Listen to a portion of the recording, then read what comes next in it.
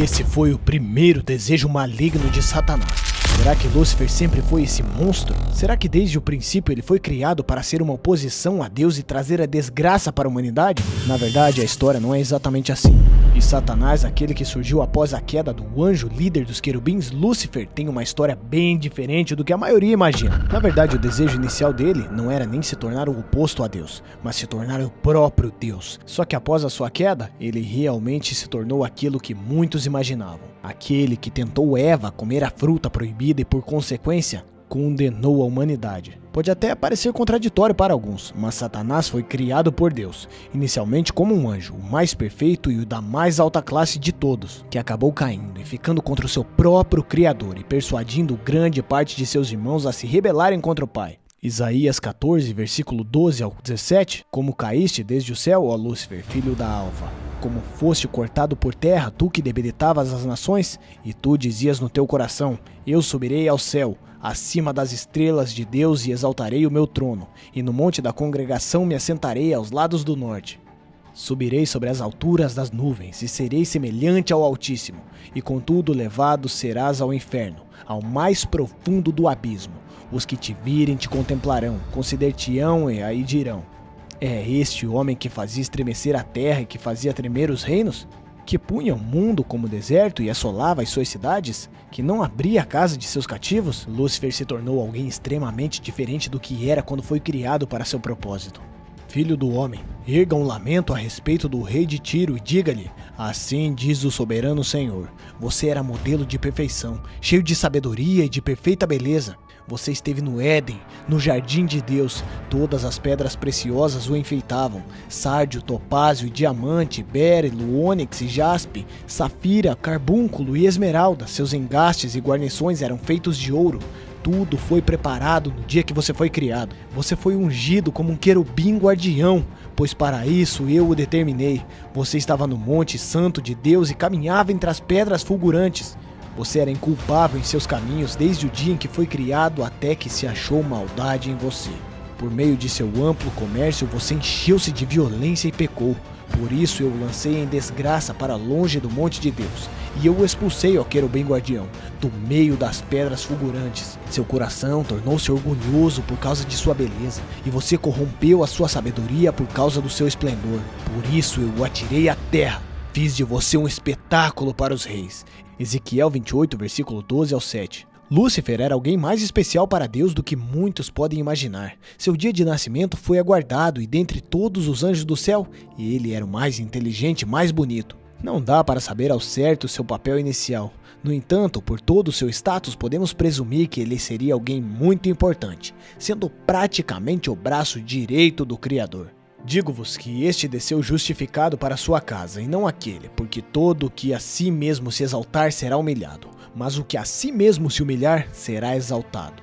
Lucas 18, versículo 14. Inclusive o próprio Jesus viu Satanás cair do céu como um raio e aconselhou seus discípulos a se manterem humildes. Diz em Lucas capítulo 10, versículo 17 ao 20, pois os pecados que exploram as bênçãos divinas dadas pelo Senhor para o próprio benefício seduziram até outros anjos. Ezequiel 28, versículo 18 e 19 diz, pela multidão das tuas iniquidades e pela injustiça do teu comércio profanaste os teus santuários. Eu, pois fiz sair do meio de ti um fogo, que te consumiu e te tornei cinza sobre a terra, aos olhos de todos os que te veem.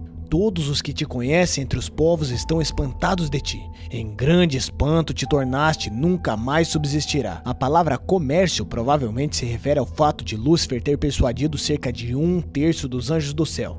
Deus o acusou de uma rebelião flagrante e injustificada e o expulsou de sua presença, onde no fim ele acabará no lago de fogo. Assim como disse Jesus em Mateus 25, versículo 41. Então dirá também aos que tiverem à sua esquerda, apartai-vos de mim, malditos, para o fogo eterno, preparado para o diabo e seus anjos. Só que isso ainda não aconteceu, exatamente por isso que Satanás continua exercendo sua tirania sobre os humanos. Um detalhe interessante de notarmos é que Lúcifer não desejava ser maior que Deus e nem sequer o odiava. Na verdade, ele admirava seu Criador e queria ser semelhante ao Altíssimo, em poder e em sabedoria. Todavia, sabendo de suas limitações, Satanás seria apenas um falsificador ao invés de um substituto. E o seu erro, na verdade, foi tentar usurpar essa autoridade de Deus, ao invés de se submeter a ela, já que o Senhor jamais compartilhará sua glória ou posição com mais ninguém. Eu sou o Senhor, este é meu nome. A minha glória, pois a outrem não darei, nem o meu louvor às imagens de escultura, diz em Isaías 42, versículo 8. Vós sois as minhas testemunhas, diz o Senhor,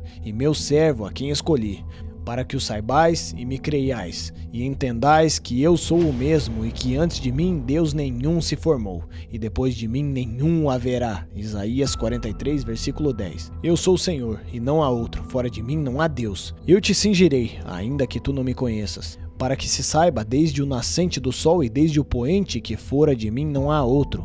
Eu sou o Senhor e não há outro, diz em Isaías 45, versículos 5 e 6. Anunciai e chegai-vos e tomai conselho todos juntos. Quem fez ouvir isto desde a antiguidade? Quem desde então o anunciou? Porventura, não sou eu, o Senhor? Pois não há outro Deus senão eu. Deus justo e salvador não há além de mim. Olhai para mim, e sereis salvos vós todos os termos da terra. Porque eu sou Deus, e não há outro, dizem Isaías 45, versículo 21 e 22. Lúcifer, a estrela da manhã, filho d'alva, que brilhava com a luz sagrada de Deus, tornou-se Satanás, o opositor de tudo que o Criador é, e manteve parte de sua dignidade e poder após ser expulso do céu, tanto que nem mesmo Miguel, o arcanjo poderoso, ousou pronunciar um julgamento contra ele. O julgamento de Deus teve que vir em sua retidão moral contra um pecado tão grande, sendo lançado ao Sheol, aos recônditos do abismo. E dessa mesma forma serão todos os que o seguem, dizem Isaías 14, versículo 15. E ai desses seres humanos que seguirem os passos de Satanás, eles também terão sua punição. E será naquele dia, o Senhor castigará os exércitos do alto nas alturas, e os reis da terra sobre a terra. E serão ajuntados como presos numa masmorra, e serão encerrados num cárcere, e outra vez serão castigados depois de muitos dias, diz em Isaías 24, versículo 21 e 22. Mas uma pergunta que fica para muitos é quando aconteceu a queda de Satanás, já que quando a serpente provoca Eva ao erro, ele aparentemente já tinha caído, assumindo que os anjos faziam parte da criação de Gênesis 1, versículo 1. Então a queda deles ocorreu após esse ponto. Só que, para falar a verdade, é muito provável que os anjos tenham sido criados até mesmo antes dos céus e da terra, já que eles estavam presentes quando o Criador lançou os fundamentos da terra, estabeleceu as suas medidas e as estrelas da manhã cantaram juntas, e todos os filhos de Deus se alegraram naquela ocasião, quando as estrelas da alva juntas alegremente cantavam e todos os filhos de Deus jubilavam. Jó 38, versículo 7. Já a tentação de Eva é registrada antes mesmo do capítulo 3 de Gênesis. Logo, Lúcifer caiu antes ou durante a criação do homem. Talvez tenha sido durante, já que como queria ser semelhante a Deus, provavelmente ver Adão e Eva o venerando poderia ter sido um catalisador para sua rebelião. No fim, houve guerra no céu. Miguel e seus anjos batalhavam contra o dragão, e batalhavam o dragão e os seus anjos, mas não prevaleceram, nem mais o seu lugar se achou nos céus, e foi precipitado o grande dragão, a antiga serpente chamado Diabo e Satanás, que engana todo mundo. Ele foi precipitado na terra, e os seus anjos foram lançados com ele, diz Apocalipse 12, versículos 7 ao 9. Porém, é com essa história que surge o questionamento. Se Deus é um ser onipotente, onisciente e onipresente, como deixou que Lúcifer se rebelasse e levasse consigo uma parte de seus filhos anjos, trazendo o pecado para o universo? Bem, primeiramente não foi Deus o grande causador de todo esse problema. Ninguém sendo tentado diga, de Deus sou tentado, porque Deus não pode ser tentado pelo mal, e a ninguém tenta. Diz em Tiago 1, versículo 13. O que aconteceu com Lúcifer foi praticamente o mesmo que aconteceu com Adão e Eva. Ambos os seres possuíam um livre-arbítrio, já que o Criador preferia que suas criações o servissem voluntariamente, não obrigatoriamente. Deus não obrigaria Lúcifer a adorá-lo, mesmo que este fosse o seu filho mais perfeito, mais bonito e mais inteligente, e que mais gastou tempo para criar. Foi o próprio Lúcifer que decidiu se rebelar por vontade própria. assim como foi a vontade própria dos anjos que os seguiram ficar ao seu lado. Todos sabiam as consequências. Mesmo assim,